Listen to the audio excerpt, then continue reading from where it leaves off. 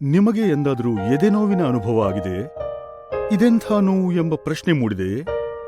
ನೀವು ಎಂದಾದರೂ ಆಂಜೈನಾದ ಬಗ್ಗೆ ಕೇಳಿದ್ದೀರಾ? ಹೌದು, ಇದು ಹೃದಯ ರೋಗದ ಲಕ್ಷಣ. ಆಂಜೈನಾ ಒಂದು ರೀತಿಯ ನೋವು. ಹೃದಯಕ್ಕೆ ರಕ್ತದ ಹರಿತ ಕಡಿಮೆಯಾದಾಗ ನಿಮಗೆ ಈ ಅನುಭವ ಆಗುತ್ತದೆ. ರಕ್ತದ ಹರಿತ ಕಡಿಮೆಯಾದಾಗ ನಿಮ್ಮ ಹೃದಯಕ್ಕೆ ಸಾಕಷ್ಟು ಆಕ್ಸಿಜನ್ ಸಿಗುವುದಿಲ್ಲ.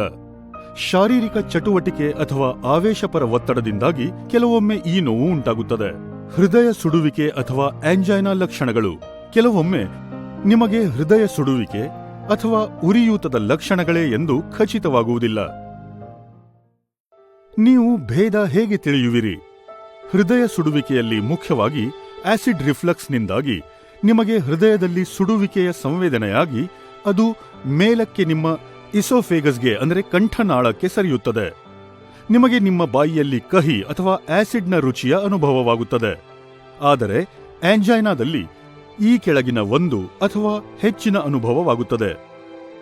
ಒಂದು ಅಥವಾ ಎರಡು ಕೈಗಳಲ್ಲಿ ದವಡೆ, ಕತ್ತು, ಬೆನ್ನು ಅಥವಾ ಹೊಟ್ಟೆಯಲ್ಲಿ ನೋವು, ಉಸಿರುಗಟ್ಟುವಿಕೆ, ತಲೆ ತಿರುಗುವ ಅನುಭವ, ವಾಕರಿಕೆ, ಬೆವರುವುದು, ಅವ್ಯವಸ್ಥಿತ ಹೃದಯ ಬಡಿತ. ಎರಡು ವಿಧವಾದ ಆಂಜೈನಾಗಳಿವೆ.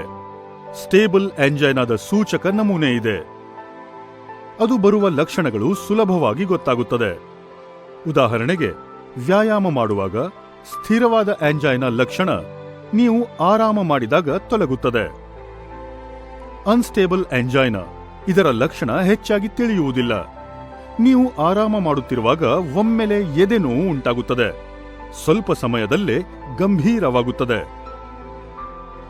ಅನ್ಸ್ಟೇಬಲ್ ಆಂಜೈನಾ ಒಂದು ಗಂಭೀರವಾದ ಪರಿಸ್ಥಿತಿ. ಆರೈಕೆ ಮಾಡದೆ ಬಿಟ್ಟರೆ ಹಾರ್ಟ್ ಅಟ್ಯಾಕ್ ಆಗುವ ಸಾಧ್ಯತೆ ಇದೆ. ಹಾರ್ಟ್ ಅಟ್ಯಾಕ್ ಹೃದಯಾಘಾತ, ಅಂದರೆ ಹೃದಯಕ್ಕೆ ರಕ್ತದ ಹರಿತಕ್ಕೆ ಅಡ್ಡಿಯಾಗಿದೆ ಮತ್ತು ಹೃದಯದ ಸ್ನಾಯುಗಳು ಸಾಯುತ್ತಿವೆ. ಇದೊಂದು ವೈದ್ಯಕೀಯ ತುರ್ತು ಪರಿಸ್ಥಿತಿ ಮತ್ತು ಕೂಡಲೇ ನಿಮ್ಮನ್ನು ಆಸ್ಪತ್ರೆಗೆ ಕೊಂಡೊಯ್ಯಬೇಕು.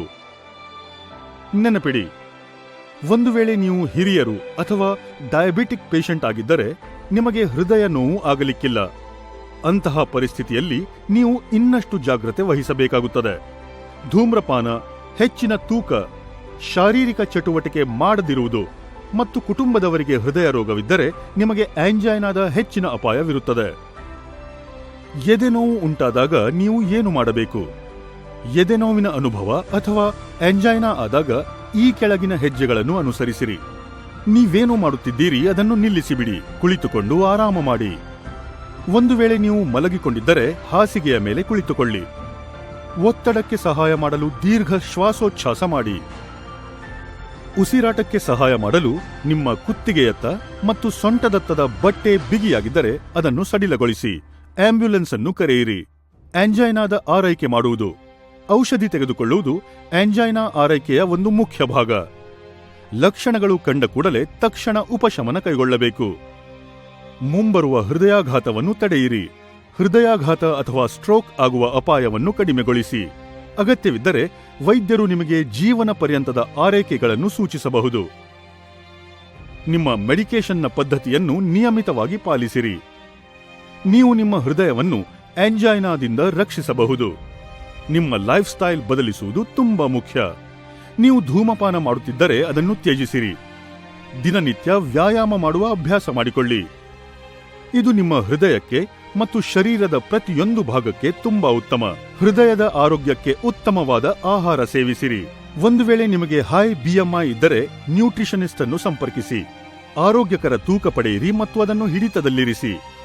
ನಿಮ್ಮ ರಕ್ತದಲ್ಲಿಯ ಸಕ್ಕರೆ, ರಕ್ತದ ಒತ್ತಡ ಮತ್ತು ರಕ್ತದಲ್ಲಿಯ ಕೊಲೆಸ್ಟ್ರಾಲ್ ಅನ್ನು ನಿಯಂತ್ರಣದಲ್ಲಿಡಿ. ದೀರ್ಘಕಾಲದ ಸಂತೋಷಕರ ಜೀವನವನ್ನು ಕಾದಿರಿಸಲು ನಿಮ್ಮ ಸಹಾಯ ತುಂಬಾ ಅಗತ್ಯವಾಗಿದೆ.